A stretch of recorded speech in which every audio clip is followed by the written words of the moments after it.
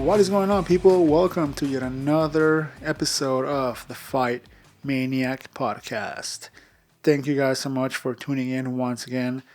I always appreciate you guys watching. Thank you so much. As always, if you want to support your boy, all you got to do is hit the like button, hit the subscribe button, and leave me a comment. Let me know what you guys are thinking. Let me know down in the comments if you agree with with my picks today. If you disagree, let me know if I'm just yapping over here.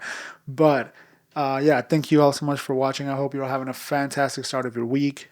Big pay-per-view we have coming up this Saturday night in Chicago, Illinois, United Center.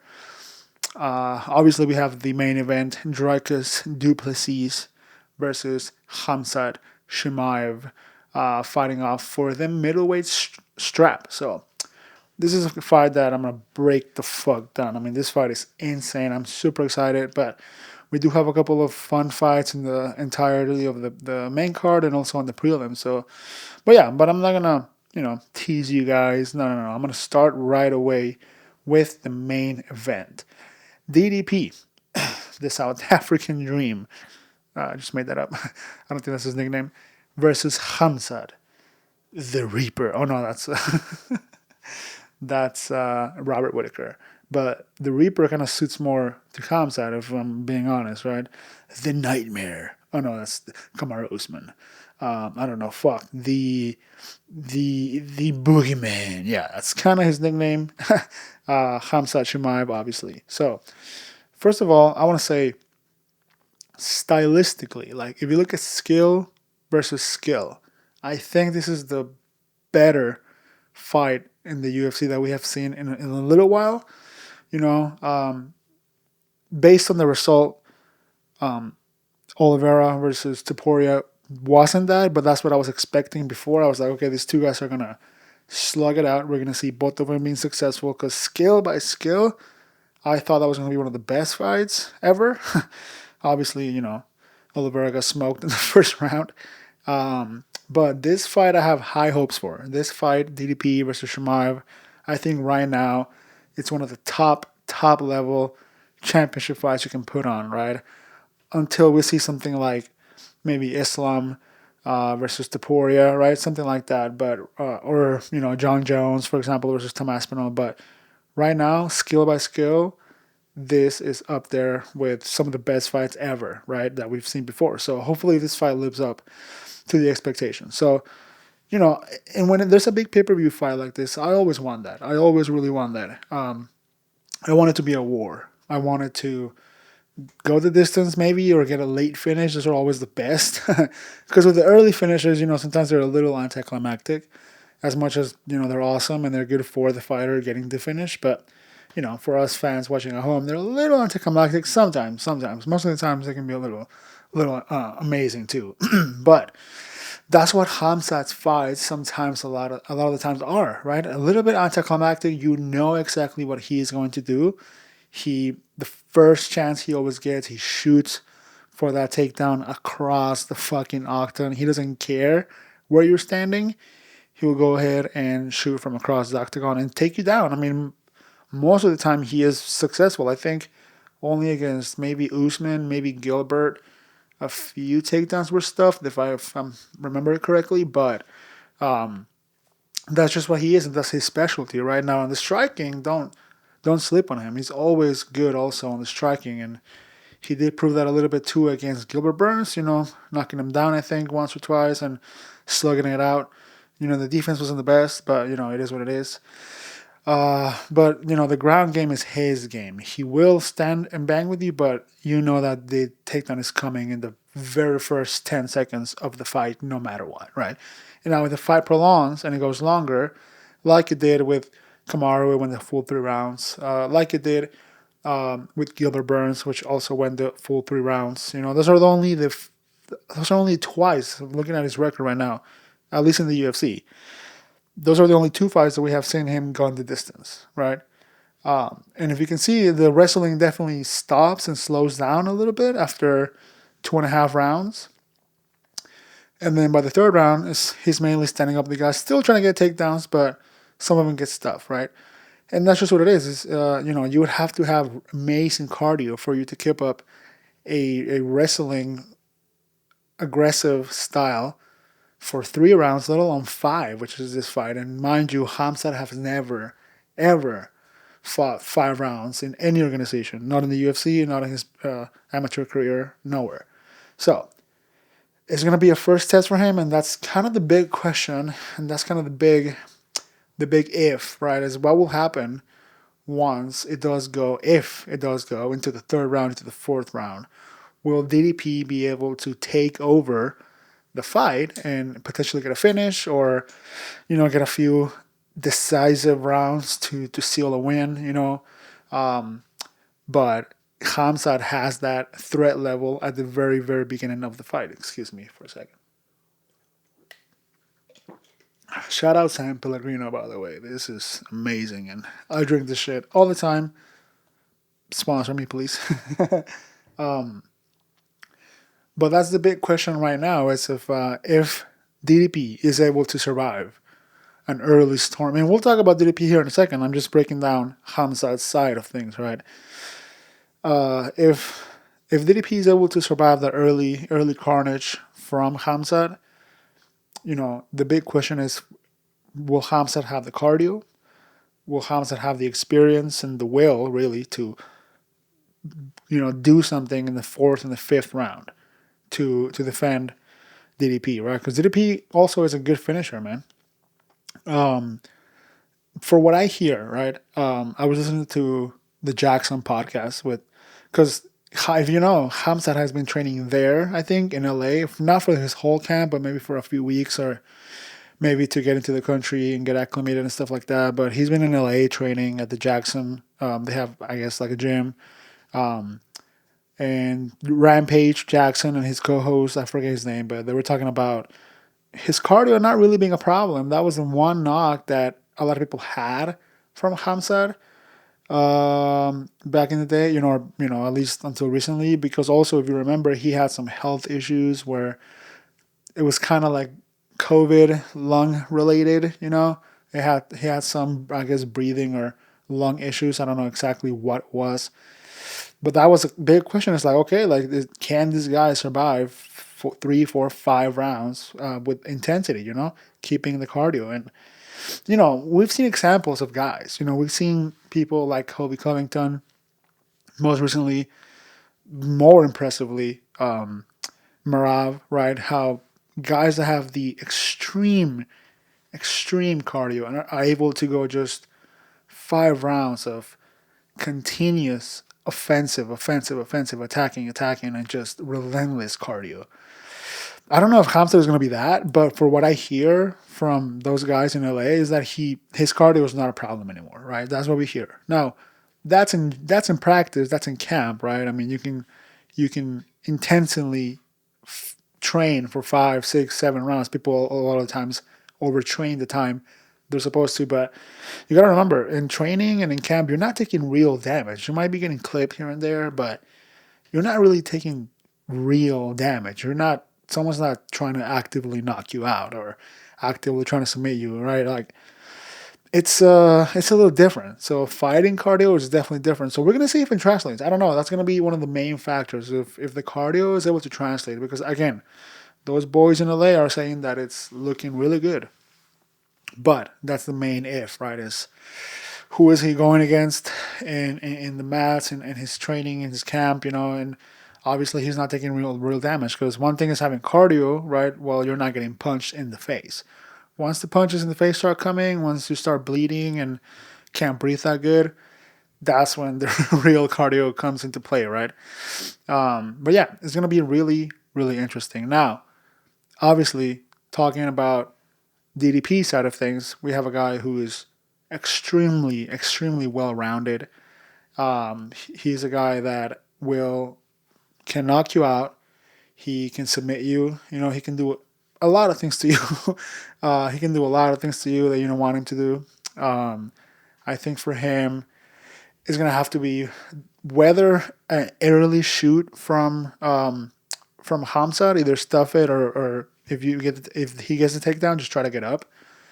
But once you're up, man, get to work. Like, once you're up, don't play his game. That's what I'm realizing a lot of champions are doing nowadays that are successfully defending the title, like Marab, is don't play your opponent's game, right? Like, Marab did a fantastic job at just kind of shutting down Sean O'Malley's striking and his distance and his timing. And DDP has to do something like that exactly too, is don't let Khamzat, well, obviously easier said than done, but don't play Khamzat's game into the wrestling. Keep the fight standing up. Keep it awkward. You also, I think the best defense could be offense. So, if you get up from a takedown, then maybe shoot for a takedown. I don't know. That might be a little risky, right? Especially because Khamzat could catch it with a guillotine or something like that. Or he could, he can end up in his back doing some damage, or he could end up reversing or transitioning, and now you're on your back. So definitely be careful with shooting with Khamzat. But what I mean is that if you're able to get at least one successful takedown with Khamzat, to Khamzat, or at least the threat, right, of it, now that's going to be in Khamzat's mind. And it's going to be on his mind across the fight. And he's going to be like, all right, I need to slow down. I need to then maybe just do some work on the feet, right? So what DDP has to do here is really take Khamzat's game and spin it on him. And again, easier said than done. easier said than done. But you have to remember, guys, Khamzat is such a boogeyman that it must be such a mindfuck when you're someone like DDP, someone like Robert Whitaker, some of these guys that have fought Khamzat. When they do fight him, it's like, all you've been hearing from this guy is that he's the fucking best. He's the next best thing. He's the boogeyman. He's the best ever. He submits everyone. He takes everybody down. So you're going down. You're going into the fight with that mentality and knowing that it's a mind fuck. And you need that confidence. You need that confidence, right? I think DDP is good at that. I don't think DDP really plays into the mental things a lot. He's great at shit talking. He talks a lot of shit against, when he fought Strickland, when he fought Adesanya. He's a great shit talker. But hopefully the whole aura, yes, I used the word aura. Hopefully the whole aura of Khamzat doesn't really affect them in a mental way, right? And he's able to say, man, motherfucker, I'll take you down too. Like, watch this, right? But again, if he puts himself in a risky situation, the fight could end like that, bro. Like that. Shoot a takedown, Khamzat catches your neck, it's over. It's over. But the same could be said about DDP. If you look at the way he submitted Adesanya, it was really fast. The fighter was standing up. Izzy was having some success on the feet. And then I don't know, where it was a weird kind of takedown where Izzy kind of got out of it, but DDP held on to the leg and eventually got the takedown. And a few seconds later, it was over. It was tapped. So both of them had fast submission abilities, right? And their control overall is great, right? Both of them have that going for them.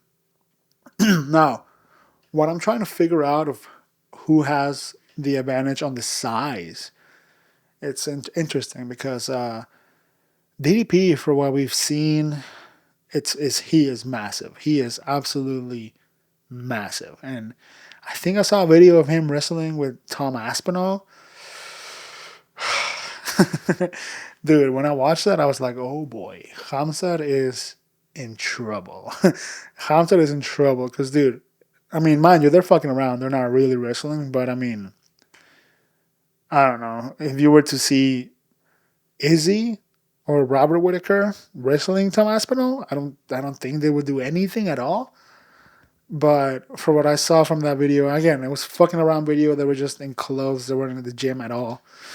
It looked impressive, and he's kind of, I don't want to say taller was, but he like wide was, and just kind of like the body style. He's up there with the heavyweights, bro. He is absolutely massive. He is massive. So I don't know exactly how much weight he cuts, but we've always seen Khamzat be a big middleweight. Also he was a huge welterweight. I don't know how the fuck he ever got to welterweight, because he fought at welterweight, right? If I'm not mistaken. Because when he fought Gilbert Burns, that was a welterweight. So it is really interesting that they're both maybe comparable in size. I would say DDP maybe is the more muscled up guy. He's ripped. He's absolutely, absolutely cut, bro. He's absolutely cut up, and when he cuts weight, god damn, he looks shredded. So, guys, I promise you, I might sound a little fruity. I'm not fruity. That might have sounded a little fruity more than I anticipated, but he's absolutely shredded, man. I mean, it is what it is.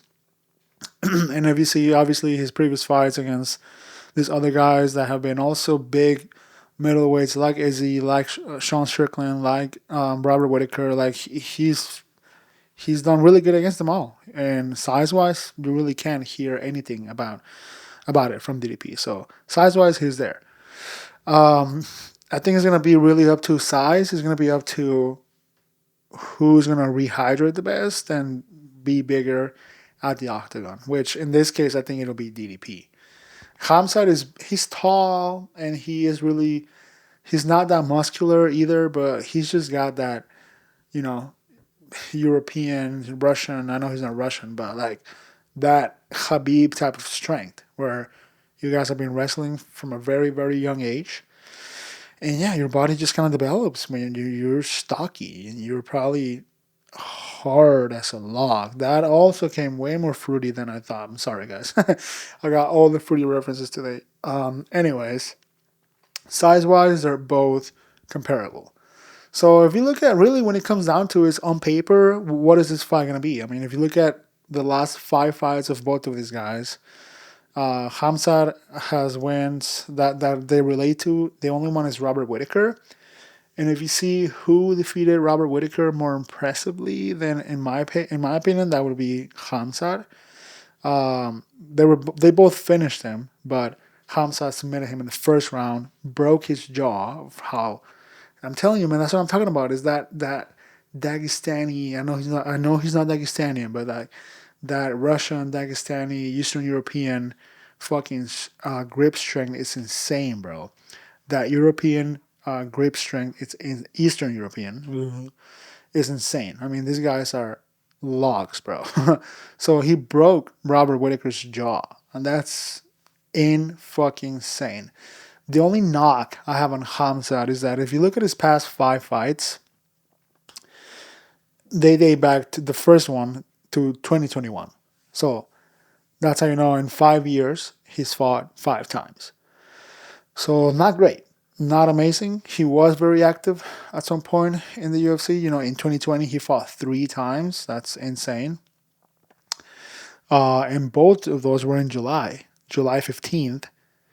That was his UFC debut, and then July 25th. So literally a week later, 10 days later, he fought again, and then again in September. So 3 times in 2020, 3 times in 2020, and then after that it was 5 times within 5 years. So that's not great. And mind you, we knew he had some health issues, and maybe also what could happen is that the UFC maybe found out that we got a good guy here, we got a good one, you know, a potential future champion, potential future superstar. So the UFC will be like, hey, slow down a little bit. You know, we know you want to fight every fucking weekend, but you know, slow down a little bit, because part of Khamzat's like aura and his confidence is that he is undefeated, and is that he does finish guys in an amazing fashion in the first round. So if that goes away, if all of a sudden, because you want to stay active, right, and fight and fight and fight, you lose one, you lose two, or you have a couple of maybe bad decisions, the aura goes away and the hype goes away. So a little bit of a conspiracy here, but I don't know. Maybe the UFC was like, slow down a little bit. But also, we knew he had. This is not fact checked, so don't quote me. But we knew he had some travel issues. Like I think he couldn't come to the U.S. Health issues. That's a fact. You know, he was sick for a very long time, like a year or two ago. And yeah, and he had weight issues too. Remember that fight against when he fought Kevin Holland, he didn't make weight. He was supposed to fight Nate Diaz, didn't make weight, ended up fighting Kevin Holland. That was in 2023, by the way, 2 years ago, and that was his second to last fight. Like, I mean, that's. Oh wait, never mind. Sorry, that was Kamaru Usman. My bad. Never mind. Yeah, that could be an issue. So a lot of factors that played into Khamzat not fighting that often. But if you look at obviously the last five of DDP, impressive. Obviously three championship fights. The first one that he beat against Strickland, close decision. Close decision. A lot of people gave it to Strickland. I don't know. Honestly, I think I rewatched that fight a few times now, and I think it could have gone either way.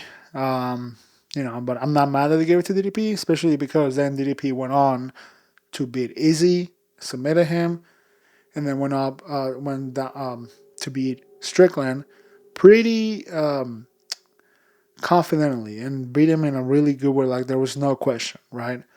So and then broke his nose in the first round, I think, and Strickland had to fight with a broken nose. So yeah, it is insane. But and then if you go back and look at the win against Robert Whitaker, which again is the one that we can compare to for Khamzat, which is great because this is also Khamzat's last fight. Like his previous fight was Robert Whitaker, so we can really compare that. And Robert Whitaker's style really didn't change that much, so I think it's a good fight to compare, right? Obviously, DDP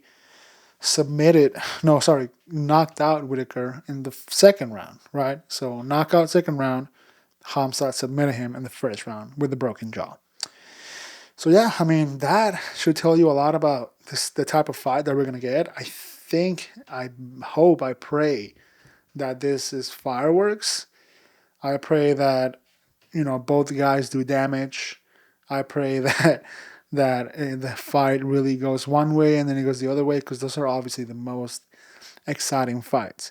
And those are the fights I want to see, especially when we get someone as overhyped as Khamzat Chimaev, right? DDP, we know, can slug it out if needed, and he's tough to put away, man. Tough to put away.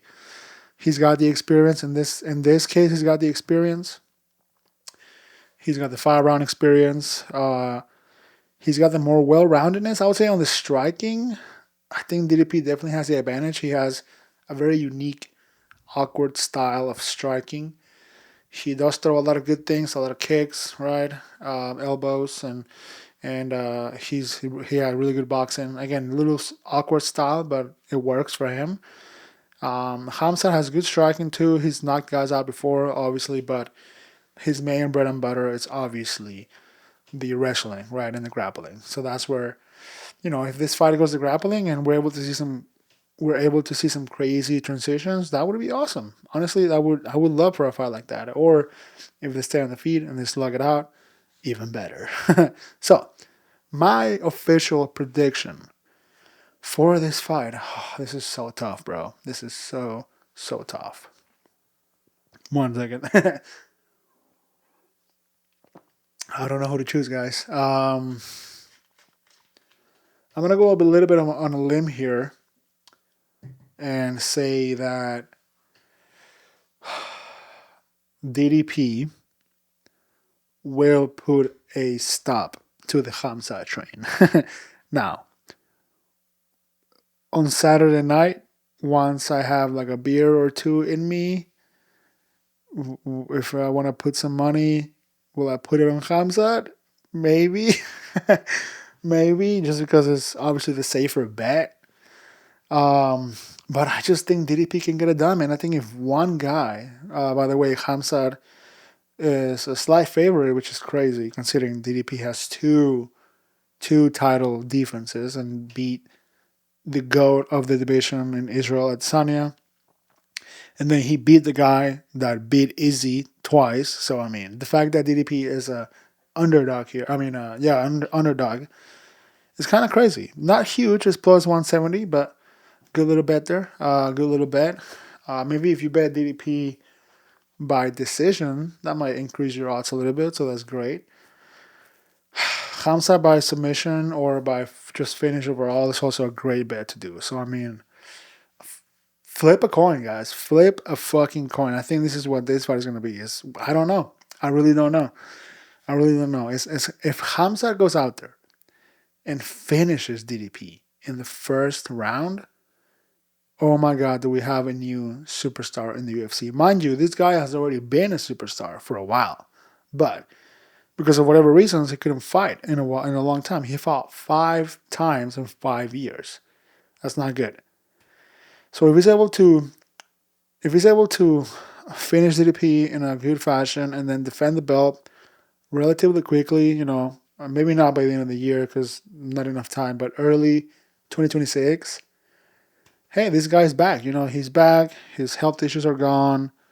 He can be a good reigning champion for a while. So I think what's best I can also see this fight, by the way, going into a potential trilogy. Like, if Khamzat wins, I don't mind the rematch, obviously, because again, DDP defended the belt twice, beat the GOAT, and then beat the guy that beat the GOAT, and defeated a lot of top contenders coming up. So, yeah, a rematch would be okay. I would be fine with that. And then again, I can see this going into a potential trilogy where like DDP could win the second or something, and then goes into a trilogy. That would be really awesome.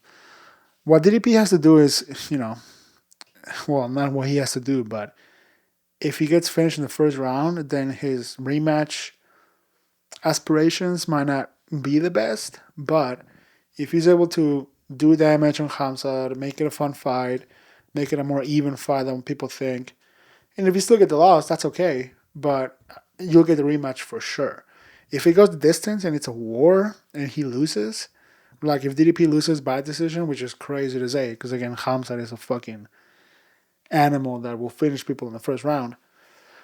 They'll get a rematch. 100% they'll get a rematch. 100% if that happens. So, but my official prediction though, I want to go on a limb here and say DDP is going to win this fight. I don't know. Sometimes I like to switch it up, guys. I do. Sometimes I do. Hey, listen, that should tell you, right? This should tell you why sometimes I like to switch it up. A couple more weeks ago, I bet Chris Moutinho. He was like a plus 600. Oh my God. And he got absolutely destroyed. Anyways, I like to switch it up sometimes. Bet the underdog. I like the underdog for DDP. DDP by decision is probably the best bet right now on the the most safe, not safer, but if you're gonna bet the underdog, that's gonna be your better odds there. DDP by decision, but obviously, guys, bet responsibly. Yeah. So the official prediction for that is DDP Dricus du Plessis for the middleweight strap. Next up, we have Leron Murphy going versus a guy making his UFC debut, which is crazy because you're in the co-main of one of the biggest pay-per-views of the year, Aaron Pico. But hey, good opportunity for him to maybe do something on a big stage like the co-main of this fight. Aaron Pico, I think, is a guy that, for what I've seen, I saw the embedded earlier. He is a good wrestler. He started wrestling from a very young age, and just wanted to, as he got older and he got some success in wrestling, he got into MMA. Obviously, he started in Bellator, and then went to PFL as well. But he's a guy that, because he started with wrestling, people might think that he's only a wrestler, but excuse me, he has 3 KOs in his career. That's awesome. He does have 1 loss, unfortunately, in Bellator in 2022, and it was a first round KO. So not great, not amazing, but he's coming off 2 TKOs right now, back to back. One against Corrales in the PFL last year, about more than a year ago, which is not great. Not fighting for over a year is a little bad, especially if you're still coming up. He's 28 years old, still young. So I don't know why he took that time off. Maybe this is when he was transitioning from Bellator PFL to the UFC. Maybe there was some negotiation, obviously, but not fighting for a year and some change is not the best when you're in your prime. And he's going against a dangerous UFC guy that's been here, that's done a lot of things in the UFC. He has an impressive record, and he's fought some of the best in the division in Leron Murphy. And also let me talking about Pico here for a little. If we've seen one thing from UFC debuts when you put guys on a high level on their very first fight, whether they come from Bellator or other organizations, it hasn't been the best always, right? You look at Pitbull, you look at MVP. He was a little bit older, so he's a bad example. You look at the guy that fought Pantoja, I forget his name, but like for the most part, when you're making your UFC debut at a high level, I would say like maybe like, and again, don't quote me on this, but I would say like maybe 70 or 80% of the time, it's a loss, and a lot of the times these guys lose because, I mean, let's be honest, they're not used to the level of competition that the UFC has to offer. You know, there's a reason why Bellator and PFL aren't as big and as huge, and they just don't have the pool that UFC has. But anyways, that's, who knows? Maybe Aaron Pico will change that, but it's tough, man. When you look at Leron Murphy's record, he has fought some of the who's of the division and has won. Now, a lot of them have been by decision, unanimous decision, but not best finisher. He does have some KOs in his record. If you go back, especially before the UFC, he had like from 2017 to 2018, he had 4 KOs in a row. A couple more KO wins there before he joined the UFC. And then in the UFC, he KO'd Ramos and he KO'd Amir Khani. And ever since then, it's been all decisions, bro. 1, 2, 3, 4, 5, like 5, 6 decisions in the UFC. So not great, but hey, I mean, if you look at the names that he's fighting, Josh Emmett, Dan Ige, Edson Barbosa, like these guys are guys that have been in the UFC for a very long time, veterans and goats of the sport. So, this it's not easy, but yeah, I mean, looking at record versus record, yeah, Murphy's, on paper should destroy this guy in the octagon. Especially if you look at just the amount of pressure that maybe Aaron Pico will have, coming on the big stage, the bright lights, very, very early on. Again, it doesn't always look good. It's not always great. It's not always great. And yeah, it says here that he is 10. Wait. Yeah, he is. Oh my God, what's his record? 13-4-0, and Murphy is 16-0-1. It's hard for me to pick Aaron in this case, honestly, just because looking at the records. By the way, he looks a little bit like Aaron Hernandez, at least in this picture. And it's, bro, and they have Murphy as the underdog, plus 120. Wow. I mean, listen, I haven't heard a lot about this Aaron Pico guy, right? But I mean, is he some sort of prodigy that I'm not aware of? Is he some sort of, another version of Khamzat Chimaev? Maybe they're going just based off finishes because, again, he has 2 finishes in a row and Murphy has all decisions. But, man, once you come to the UFC, you realize that these guys like Murphy, they play the slow game. They're not going to knock you out in the first round, but they will wear you out for 5 rounds and grind on you. Not literally grind on you, but not the way you're thinking, but they will just take you to deep waters, bro. Because, again, the competition is just different. I would say knocking a guy out in Bellator, it has to be much, much easier than knocking a guy in the UFC, right? Even on the prelims, like some of these guys are crazy talented when they're coming up. So I can't understand for the life of me why Aaron Pico is picked as a favorite to win against Leroy Murphy. That's insane to me. That is insane to me. Like, I understand the DDP one, right? Just because Khamzat is this outlier, this fucking insane, overhyped athlete that we've been hearing for months and years. And Pico, I don't know. Is Pico that? Maybe I'm not aware. Maybe I've been living under a rock, guys. So if I have, I'm sorry. Please let me know. You dumbass. Pico is the next Conor McGregor. Please let me know. Please let me know because I really don't know. Why is he a favorite against Murphy is insane to me. Insane to me. So on paper, I want to my official prediction is I'm going to give this guy the win to Leron Murphy. Leron Murphy is going to absolutely win this fight. I know that. I guarantee that. Again, unless there's something that I'm not aware of. So we'll see. We'll see. The odds are just a lot of things. A lot of things are against Pico right now. Again, the debut, the unexperience, the record. The skill that he's seen in the Bellator. It's just a lot of odds right now are stacking against him. Which, if you like a good underdog story, even though he's not the underdog, if you like a good come up story, he's a perfect opportunity here to, if he knocks out Murphy in the first round, holy shit. Murphy, by the way, is he ranked? I believe he is ranked. Let me double check.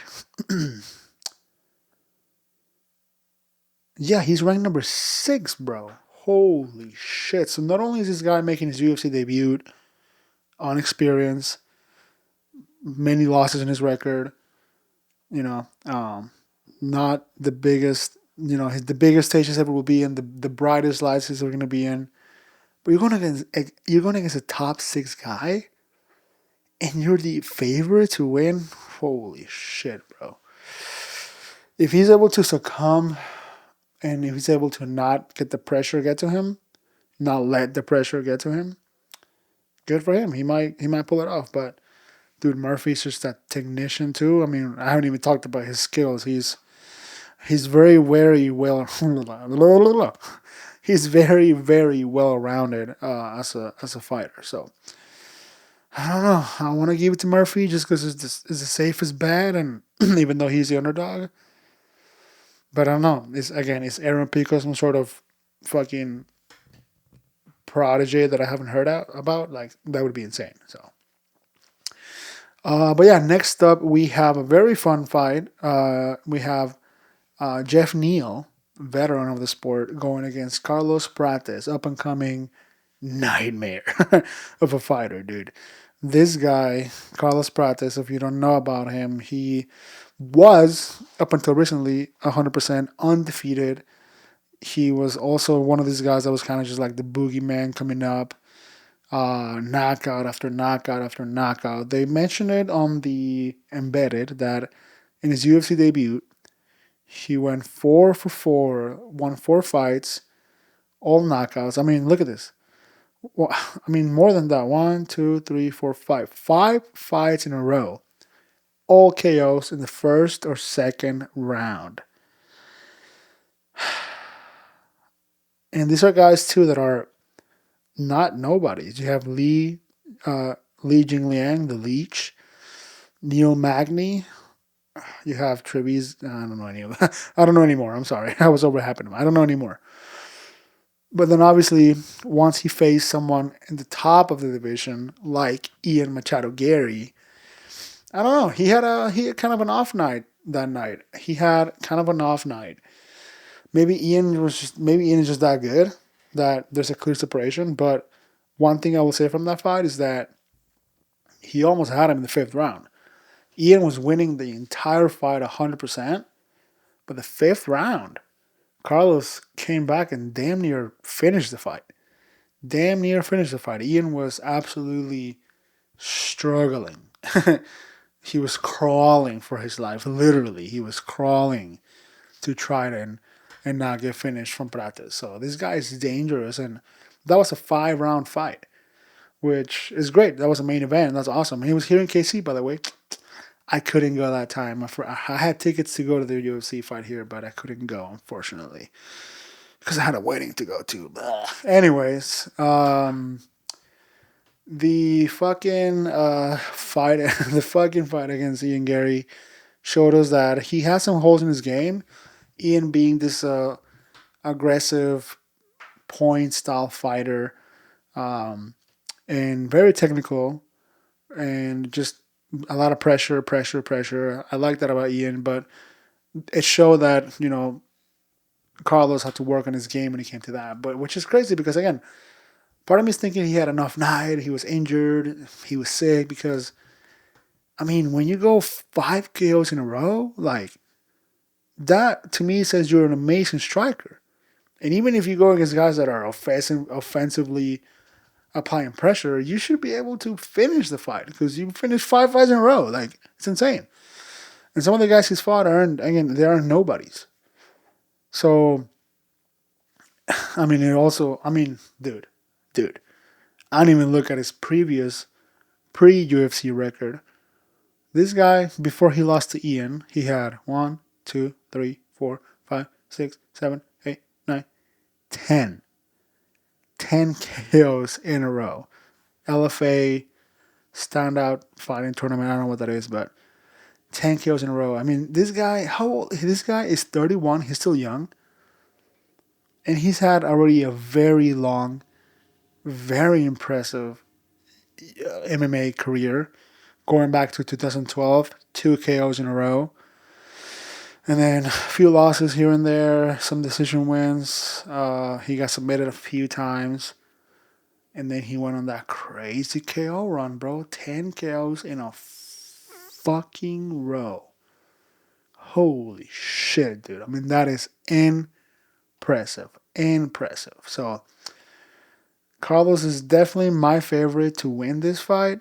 Jeff Neal, he's not that old. He's 34, but he is a veteran of the sport. He's also been there with some of the best guys of the division, the who's. He's fought Ian Gary, Shavkat Rakhmonov, Ponzinibbio. I think he won against Ponzinibbio. Lost against Neil Magny. That might be the one that, like, okay, if you think like UFC math works this way, it really doesn't. But if you think UFC math works this way, Jeff Neal lost against Neil Magny. Carlos Prates knocked out Neil Magny, right? They both lost against Ian Gary. So that could probably be the fight that you can look at the most and say, okay, this relates. He lost a split decision. They both actually has lost a decision. It wasn't a split, but they both lost a decision against Ian Gary. However, Jeff Neal was never close to finishing that fight the way Carlos Prates was. So, I mean, that tells me a lot. And just based off the style and based off the hype, I really don't think Carlos Prates is going to lose 2 in a row.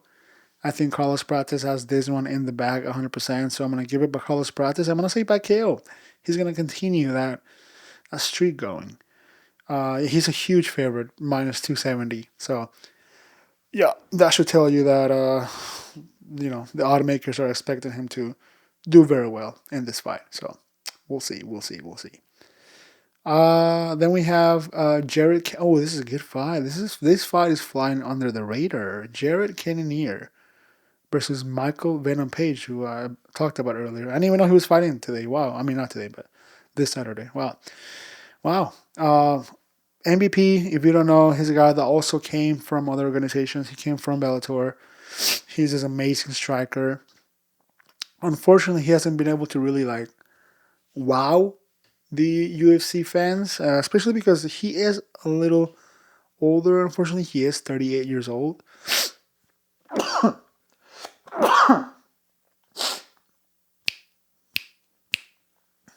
And I mean, when you start your UFC career at 36, 37, it's a problem. It's a problem because you're thrown in there with the wolves, right? I mean, it's kind of what we talked about is a lot of these guys that make their debut, they don't do well that much. He's done better than most guys. He ended up, he had, at least he made his debut with a win. It wasn't a knockout, but it was a win against Kevin Holland.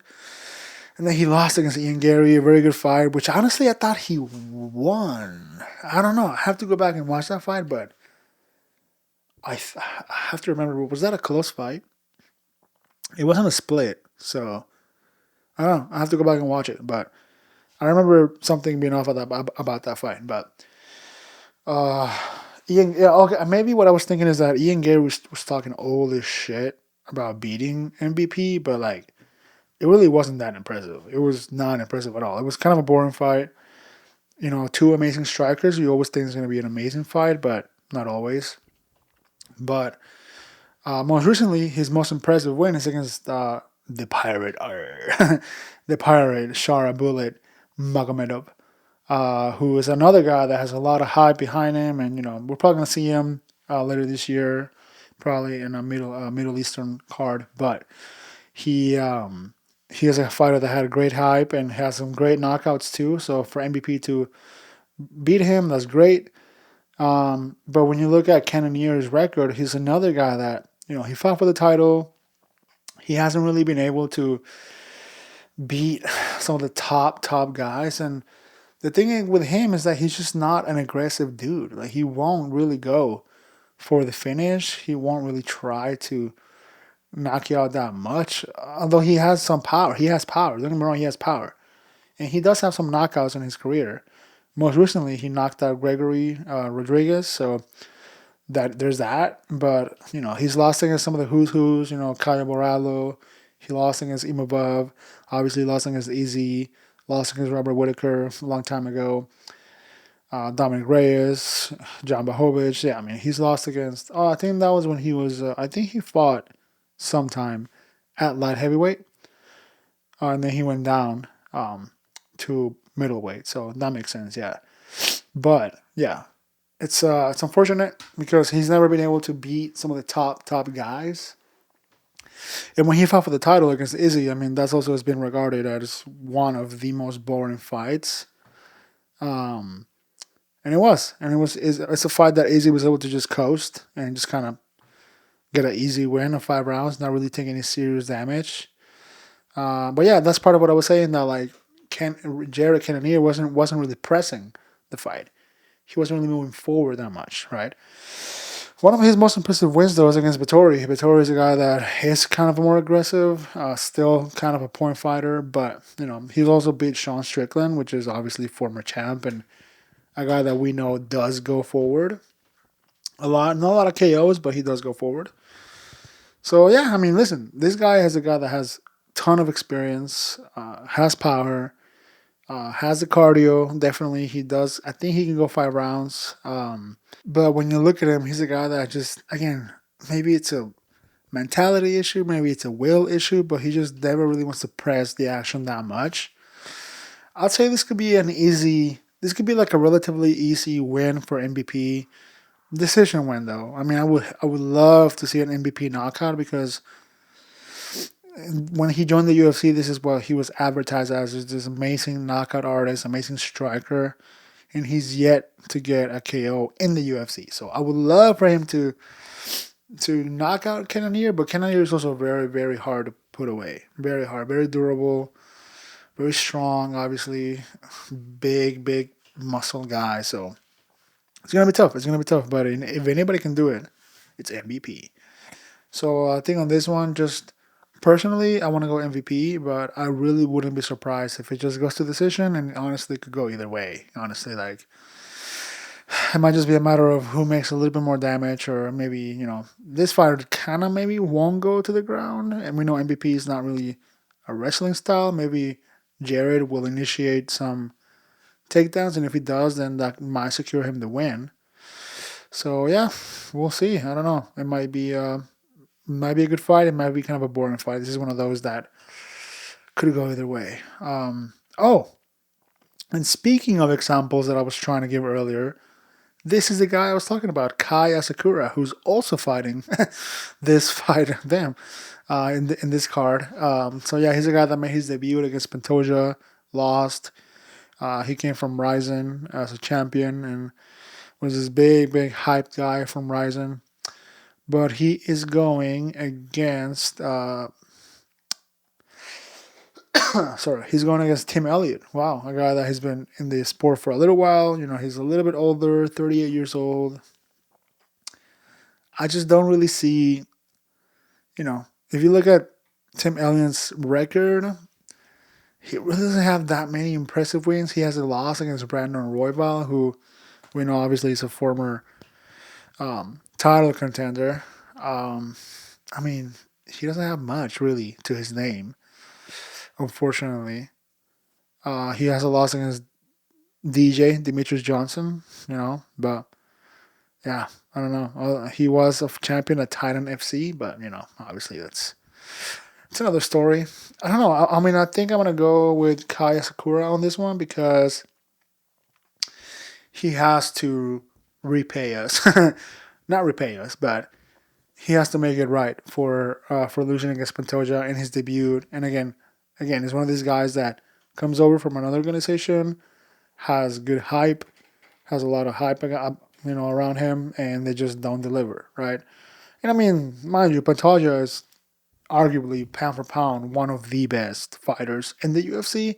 Very underrated guy, as we've heard from other people. So it was not an easy fight for Kai for sure. And again, it's one of those things that UFC debuted. You feel the pressure, you feel the heat of the bright lights, and you just succumb under pressure, But I think if he's able to put all that past him and I say, all right, I lost my debut, that's fine. Time to get to work. He might, when just based off age and record, Kaya Sakuda for sure. For sure. I mean, Tim Elliott is unfortunately not a guy that's been an elite fighter ever, unfortunately. And it hurts to say this because, I mean, I'm a huge fan. He has been in the sport for a long time. But, yeah, Kaya Sakuda is like 7 years younger and just, yeah. We know how those usually go. They're not always the best, so. In the prelims, okay, that was the entirely of the main card. A good main card, by the way. Kind of stacked. I liked it. I really like it. I really, really like it. Great main card. On the prelims, we have King Green versus, what's this guy's first name? Diego Ferreira. Ferreira. Whatever. I don't know how Brazilians call him. Diego Ferreira is what I'm going to call him. Good fight, really good fight. I think Bobby, he changed his name to King. Unfortunately, has kind of taken some big losses against some of the top of the division. He fought for the belt against Islam on short notice, which is, he shot for a takedown, arguably a horrible decision. But yeah, coming off 2 losses in a row. I mean, also, you gotta give the guy a little bit slack. He's fought some of the best in the fucking division. Look at this. I mean, Islam Makhachev for sure. I mean, that's obviously the GOAT right now. He's pound for pound maybe the best. Paddy Pimblett, Mauricio Rufy, who is an absolute fucking animal and part of that fighting nerds that Carlos Prates is part of, Jim Miller, Jalen Turner, Tony Ferguson, Drew Dober. Like, this guy has fought the who's of the division, right? And he's one of those, hurts me to say it, but King Green is one of those journeyman type of guys. One of those guys that just are accompaniment. And they're just fighting to kind of survive, really. I mean, he's made some good money, but unfortunately, he's never going to be champion, I think. Unfortunately, I love King. I'm a huge fan. I actually thought, I don't know, this might be delusion, but when he fought Islam, I thought he was gonna beat Islam. I mean, I was like, listen, he's got the Mayweather role, he's got the striking. Islam's never seen the striking. We're not like Kings, but I mean, obviously I was terribly, terribly wrong. I love King Green. I like him. He's a really, really good fighter. He's a good guy, genuine guy. So yeah, I would hate to see him lose 3 in a row, but I don't know. Hopefully he doesn't. Diego Ferreira, in the other hand, has, let's see, he's 19-6-0, so not as experienced. Definitely. Oh man, he's 40 years old.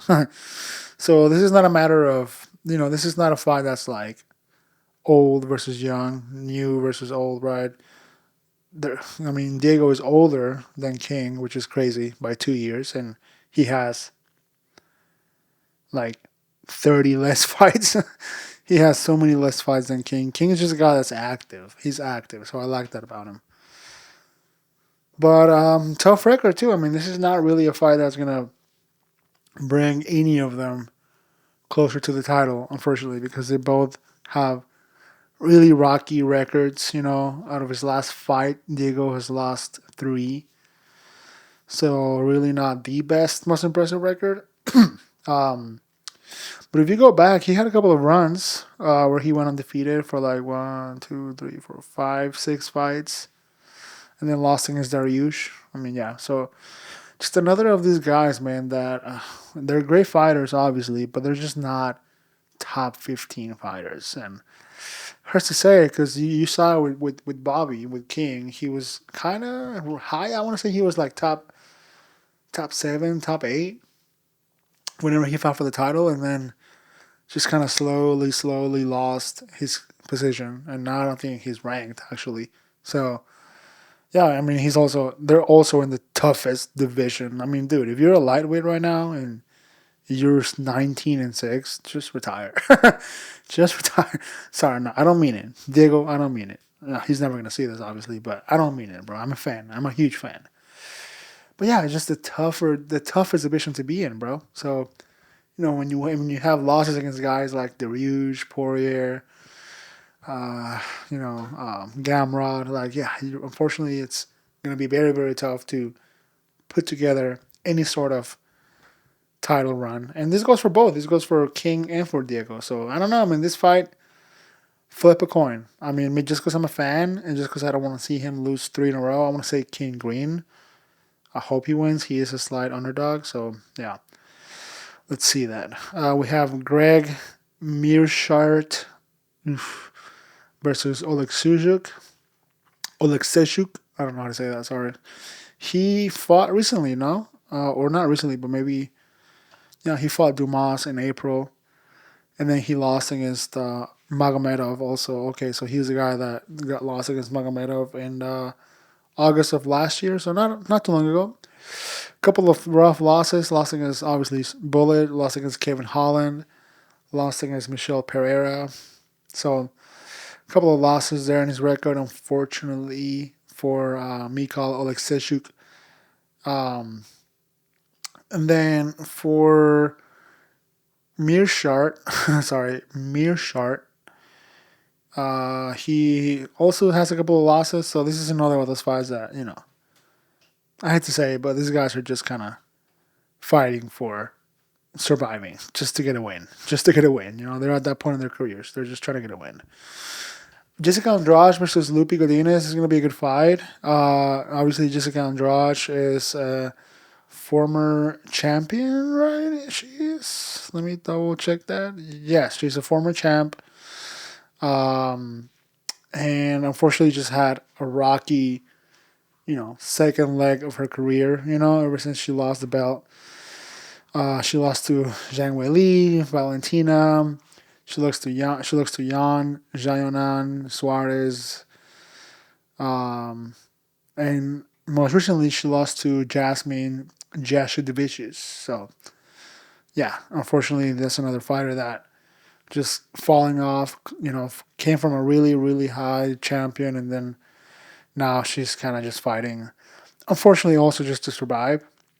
She's going against a very, very tough opponent who is definitely more on the up-and-coming side of things, Lupe Godinez.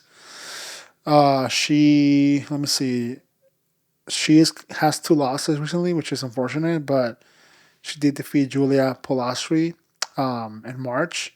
So she's coming off a win. But other than that, hasn't really fought anybody huge in the UFC. And she does have a loss against Mackenzie Dern. And Mackenzie Dern is also a fighter that has kind of sometimes lost versus the top, elite guys of the division. She lost to Jessica Andrade. So yeah. I don't know. This is a tough one, but I know it's gonna be a good fight because these are both good, big names, big experience from both of them. So these are gonna be one of those fights that might be good, or it might be a bathroom break. I don't know. We'll see. Chase Hooper, I think he definitely will get the win, going on against Alexander Hernandez. Chase Hooper is one of these guys that's kind of on the come up. He is very sneakily making his way to the top of the division. He is in lightweight, tough division to be in, but so far in the UFC he's undefeated. Well, no, sorry, he's not undefeated. He has 3 losses, but he's fought some good guys, and his past. If you look at his past 2 fights,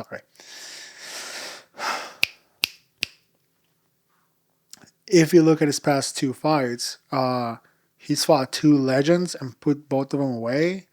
Not finish him, but just beat him. He fought Jim Miller, won, and he submitted Clay Guida. So both of those guys, legends of the sport. So yeah. I mean, just going off records and hype, really, and just momentum. I want to say Chase Hooper's got this in the bag for sure. I'll be surprised if Hernandez can pull something off. He is a huge underdog too, plus 250. So yeah, that's that. I think Chase Hooper will get that down for sure. Edson Barboza is fighting. That's crazy. He's obviously a legend of the sport. Another guy that unfortunately has kind of fallen off after, being at some point, pound for pound, one of the best. Crazy fighting style, crazy KOs. Yeah, coming off a loss against Murphy, the guy who's going to be fighting in the co-main. So, yeah, unfortunate that, but he's fighting. Who is this guy? Oh my God. Sorry, I have to scroll all the way down again because the ESPN page sucks. Drakkar Klose. Little better record. He's coming off a loss against Alvarez, but he hasn't win. Oh, never mind. Okay. For a moment, I thought he had a win against John Silva, like the John Silva, the fighting nerd guy. But no, it was Joaquin Silva. Sorry. So yeah, and also has a win against Ryan Garcia, the boxer. I'm kidding. Rafa Garcia. No, sorry. Bad joke. Yeah, interesting fight. I mean, I would love to see Edson Barboza get back in the winning column, and not putting together. Unfortunately, at this day and age, he is 39. I don't think he's putting together any major comeback for the title, unfortunately. But hey, he's one of those guys that's kind of like Jose Aldo, who they were legends at one point, and they've been in the sport forever, and they're still going, bro. Like somehow they're just still going, still making it happen, getting some wins, getting some losses here and there. Very very rocky record, but still competing nonetheless. So. Excited for that fight. Excited for Barboza. I'm a huge fan of him. So yeah, hope he gets his dub.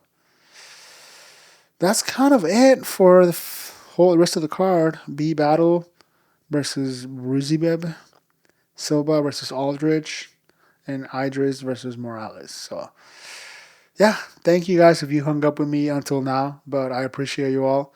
Again, I already gave you my picks, right? So I'm gonna give you my picks again for the main card. I have DDP. Kind of questionable decision, but I have DDP, I believe, in the South African Dream. We have Leroy Murphy, obviously, going against the guy that's making his debut, co-main, going against a top 6 guy. The pressure might get to him, right? So I'm picking Murphy here. Then I'm picking Carlos Prates versus Jeff Neal. Then I'm picking MVP versus Jerry Cannonier.